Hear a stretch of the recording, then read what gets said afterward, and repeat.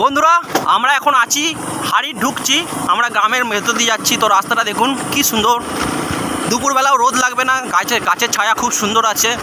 আর এই হচ্ছে হাড়িটের মাঠ। এখন যেহেতু সন্ধে হয়ে গেছে, গোধূলি সন্ধে, লালচে সন্ধে, আপনাদেরকে ভাবলাম একটু দেখাই। এটাকেই সেই গোধূলি সন্ধে বলা হয়। ও সত্যি সুন্দর লাগছে। এরকমই ভিডিও করতে গেছিলাম, ভিডিও করতে করতে যাচ্ছিলাম প্রয়াগরাজে যখন চান করতে যাই।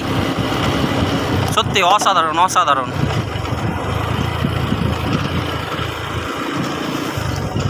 দেখেছো বন্ধুরা, তাল গাছ, এখন অনেক তাল গাছ কমে গেছে। এখন এই সেই তাল গাছ এক পায়ে দাঁড়িয়ে রবীন্দ্রনাথ ঠাকুরের লেখা।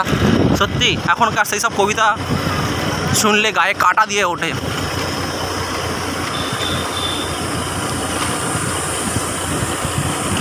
চলো আমরা পাড়ার মধ্যে ঢুকে গেলাম।